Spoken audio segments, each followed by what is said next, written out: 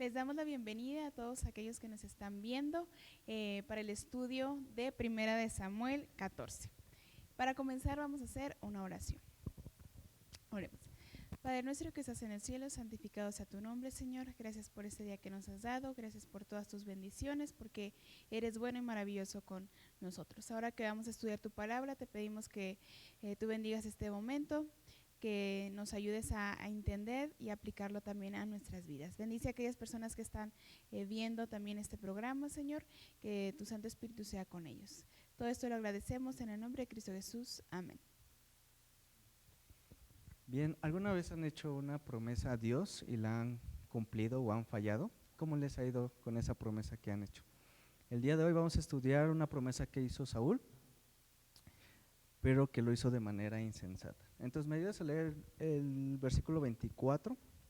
Sí, dice, pero los hombres de Israel fueron puestos en apuros aquel día, porque Saúl había juramentado al pueblo diciendo, cualquiera que coma pan antes de caer la noche, antes que haya tomado venganza de mis enemigos, sea maldito. Y todo el pueblo no había probado pan. Bien, aquí vemos que Saúl hace un juramento con el pueblo y los obliga a que tomen ese juramento. ¿Y cuál era ese juramento? ¿En qué consistía? El de no probar alimento, ¿no? Correcto, no comer pan. Y eso es algo que es muy, ¿cómo decirlo? Contradictorio, dado que el momento es una batalla, es una guerra. Y el no tener alimento, no tener la energía, pues va en contra de lo que un general hubiera ordenado, ¿no? Sí, claro. Recuerdo que en la historia cuando Publio Cornelio Escipión se enfrenta a Aníbal, siempre tenía a sus soldados con alimentos y con agua. Y los tenía siempre, la batalla iniciaba desde que salía el sol y las huestes romanas se mantenían firmes y alguien les pasaba comida. Y el enemigo, como era sorprendido por la mañana, pues no desayunaban, no les pasaban comida y al mediodía iniciaba la batalla y obviamente perdían. Y así ganó muchas batallas. Aquí vemos que Saúl hace algo similar, pero en vez de darles de comer, se los quita. los deja, Pero ¿cuál era la razón de no comer? Y lo dice el versículo al final. Antes de caer la noche, antes de que haya tomado venganza de mis enemigos. ¿Cuál era la motivación de Saúl? Pues el de poder vengarse, ¿no? ¿Y los filisteos eran sus enemigos?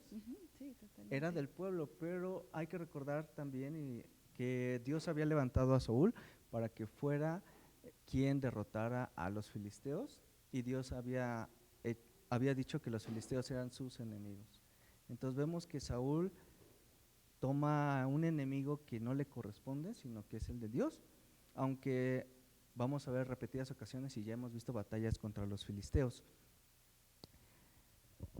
Otra frase es sea maldito, y esta parte era un castigo o una promesa de que habría una retribución contra aquel que osara romper este juramento.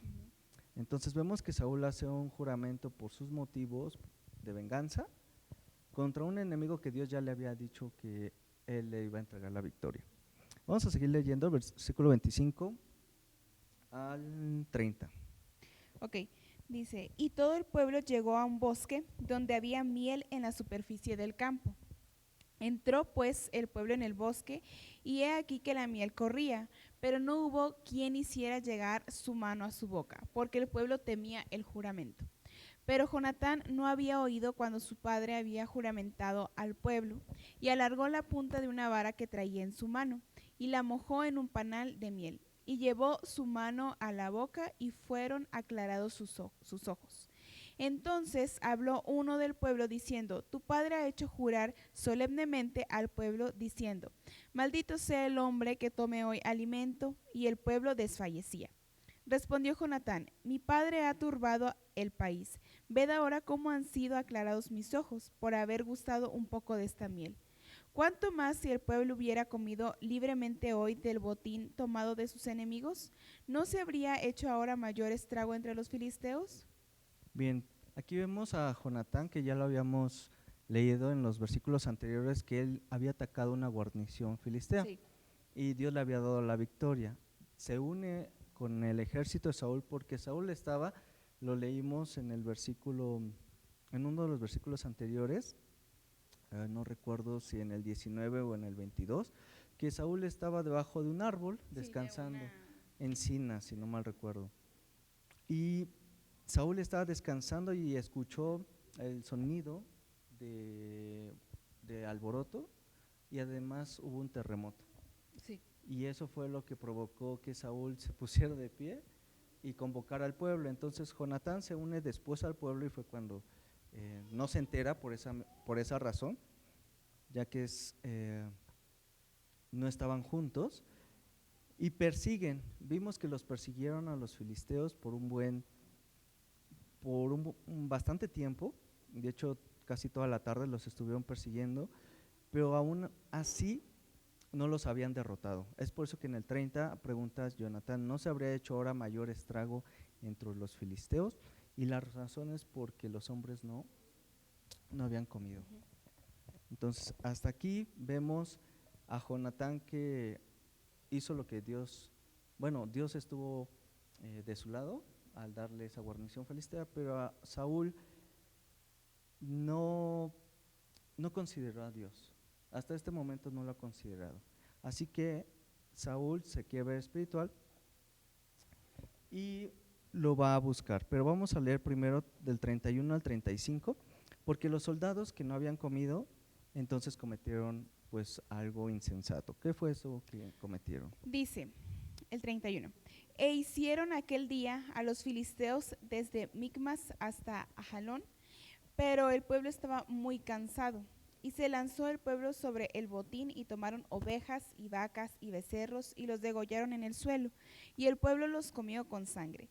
Y le dieron aviso a Saúl diciendo, el pueblo peca contra Jehová comiendo la carne con la sangre. Y él dijo, vosotros habéis prevaricado, rodadme ahora acá una piedra grande. Además, dijo Saúl, esparcíos por el pueblo y decidles que me traigan cada uno su vaca y cada cual su oveja y degolladlas aquí y comed. Y no pequéis contra Jehová comiendo la carne con la sangre. Y trajo todo el pueblo cada cual por su mano su vaca aquella noche y las degollaron allí. Y edificó Saúl altar a Jehová. Este fue el primero que edificó a Jehová. Bien. ¿Qué fue entonces lo que hizo el pueblo? Pues agarró las ovejas y demás, pero empezó a comérselas con sangre. Con sangre. ¿Eso era bueno o eso era malo? Eso era malo. ¿Te acuerdas a quién Dios le dio la instrucción de no comer la sangre? No. A Noé.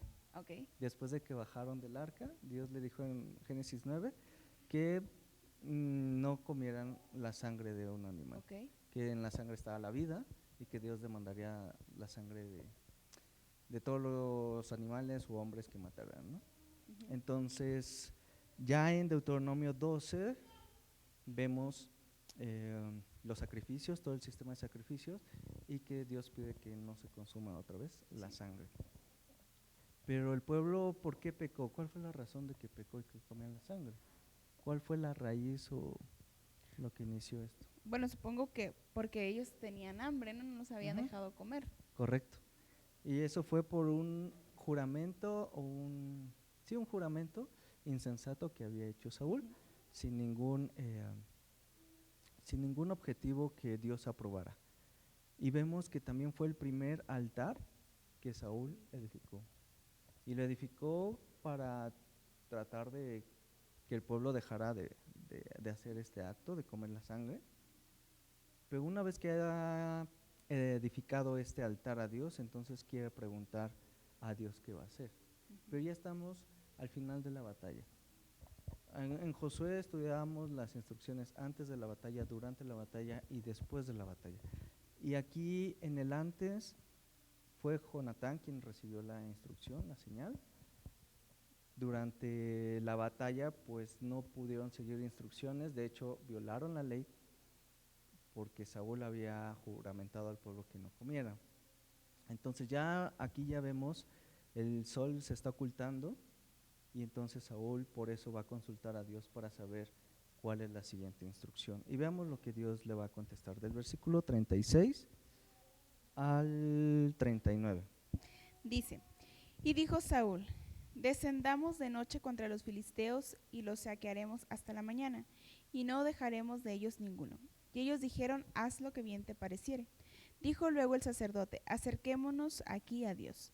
Y Saúl consultó a Dios, ¿descenderé tras los filisteos? ¿Los entregarás en manos de Israel? Mas Jehová no le dio respuesta aquel día.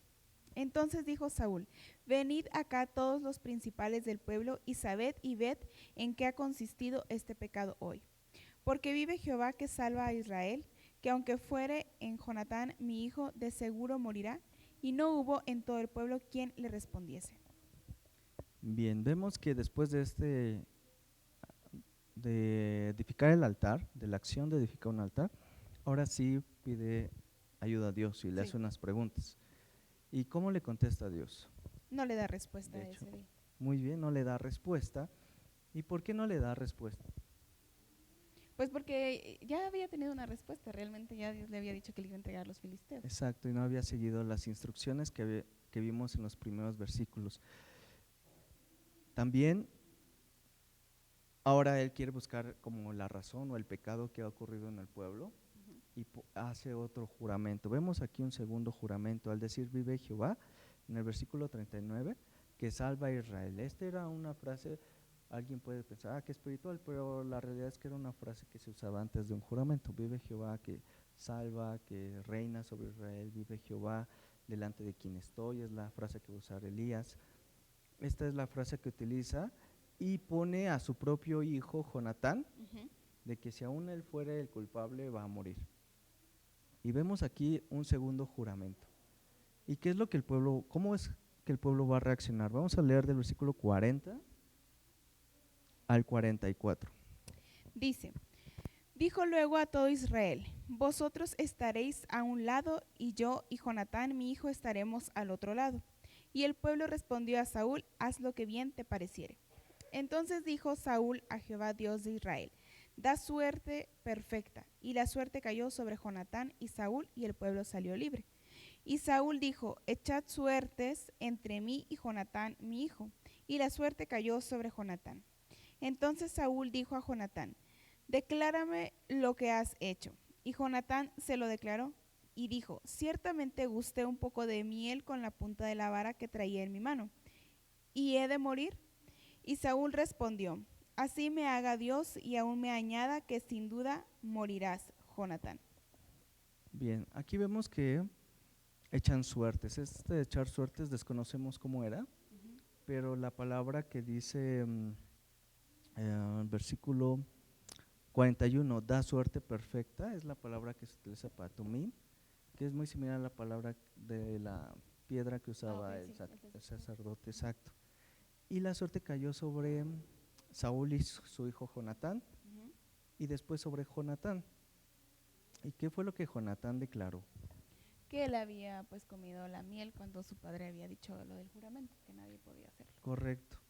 Y es aquí donde Saúl bien pudo haber reconocido su error de haber privado de alimentos al pueblo. Sin embargo, ahora lo que él quiere hacer es justicia, pero una justicia que viene de juramentos insensatos. Entonces el pueblo va a intervenir. Vamos a leer los dos versículos siguientes, 45 y 46. Dice, entonces el pueblo dijo a Saúl, ¿ha de morir Jonatán, el que ha hecho esta grande salvación en Israel? No será así. Vive Jehová, que no ha de caer un cabello de su cabeza en tierra, pues que ha actuado hoy con Dios. Así el pueblo libró de morir a Jonatán. Bien, vemos que en esta ocasión, a pesar de que Saúl hizo un juramento, no lo pudo cumplir, porque Dios había intervenido en la vida de Jonatán. Y el pueblo también vuelve a hacer un juramento al decir, vive Jehová. Sí. Vemos que cuando Saúl hizo los juramentos utilizaba esta frase, pero ahora el pueblo vuelve a decir lo mismo, ¿no? Entonces, vemos aquí a un pueblo conforme al corazón del rey, o un rey conforme al corazón del pueblo, que hacen y se imitan sus comportamientos. Es por eso que más adelante vamos a ver que Dios va a tener que levantar un hombre conforme a su corazón. Pero Pero aquí ya estamos viendo cómo es que el pueblo tiene pues al gobernante que quiere y de esta manera lo apoya. Pero cuando ven que Jonatán había obrado bien y de hecho dice que Dios ha actuado hoy en él, entonces lo libran de la mano de Saúl. Y el versículo 46 es muy interesante porque dice que Saúl dejó de seguir a los filisteos y los filisteos se fueron a su lugar. Entonces perdieron esta gran oportunidad y ya no siguieron adelante.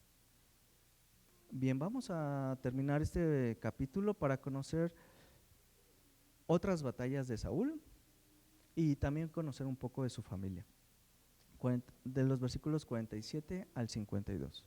Dice: Después de haber tomado posesión del reinado de Israel, Saúl hizo guerra a todos sus enemigos en derredor, contra Moab, contra los hijos de Amón, contra Edom, contra los reyes de Soba y contra los filisteos, y a donde quiera que se volvía era vencedor. Y reunió un ejército y derrotó a Amalec y libró a Israel de manos de los que lo saqueaban. Y los hijos de Saúl fueron Jonatán, Isui y Malquisúa, y los nombres de sus dos hijas eran el de la mayor Merab y el de la menor Mical. Y el nombre de la mujer de Saúl era Ahinoam, hija de Ahimaas, y el nombre del general de su ejército era Abner, hijo de Ner, tío de Saúl. Porque Cis, padre de Saúl, y Ner, padre de Abner, fueron hijos de Abdiel. Y hubo guerra encarnizada contra los filisteos todo el tiempo de Saúl, y a todo el que Saúl veía que era hombre esforzado y apto para combatir, lo juntaba consigo.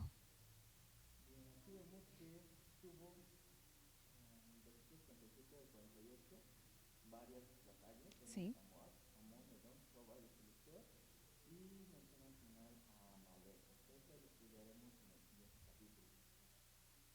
Por parte de su familia, aquí se mencionan tres de los cuatro hijos, tal vez no había nacido el cuarto, que es Isboset. Y también nos menciona sus hijas. Y Sí. aquí es un breve listado de ¿cómo decirlo? Sus gobernantes, quienes ayudan a gobernar, como por ejemplo el general, aquí también vemos al sacerdote Ahimaas, y prácticamente eso, porque tenían sacerdote y general de la guerra. También lo vamos a ver con David, que David ya va a tener algunos escribas. El versículo 52 termina con una guerra encarnizada y eso nos puede dar un poco de idea de cómo fueron estas guerras. De que Saúl se esforzaba y también buscaba hombres esforzados. Pero el esfuerzo no lo es todo, lo vamos a ver en el siguiente capítulo.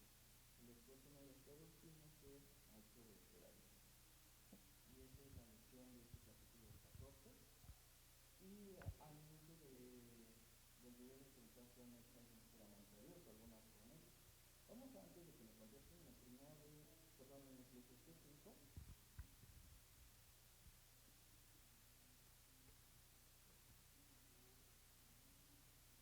Versículos 1 al 3. ¿Me ayuda? ¿Yo? Cuando fueres a la casa de Dios, guarda tu pie y acércate más para oír que para ofrecer el sacrificio de los necios, porque no saben que hacen mal. No te des prisa con tu boca, ni tu corazón se apresura a proferir palabra delante de Dios, porque Dios está en el cielo y tú sobre la tierra, por lo tanto sean pocas tus palabras.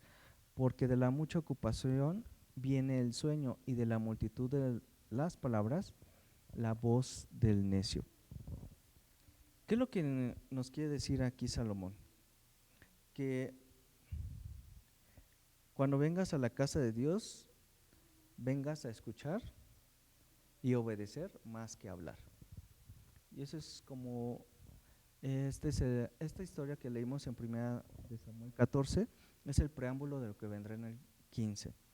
Y es que Saúl no escuchaba la voz de Dios, vimos que Dios no le respondió, y tampoco la obedecía, porque lo vamos a ver en el siguiente capítulo. Más bien lo que Saúl hacía era hablar y hablar de más.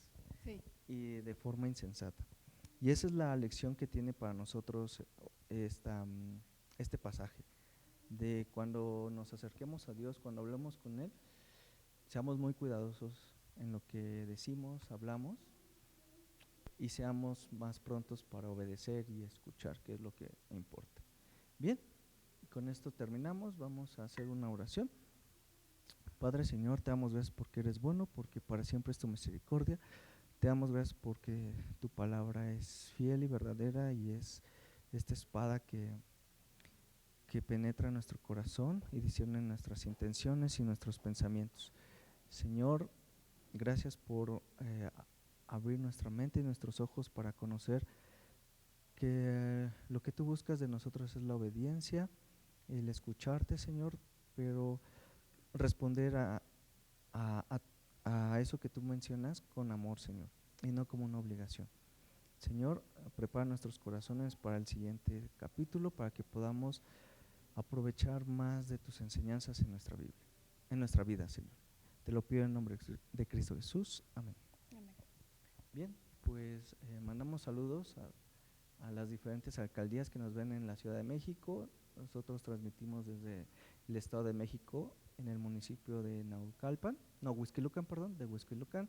Y mandamos saludos a Cancún, a Campeche, a Yucatán, a Baja California y en el extranjero a San Antonio y Texas y Las Vegas.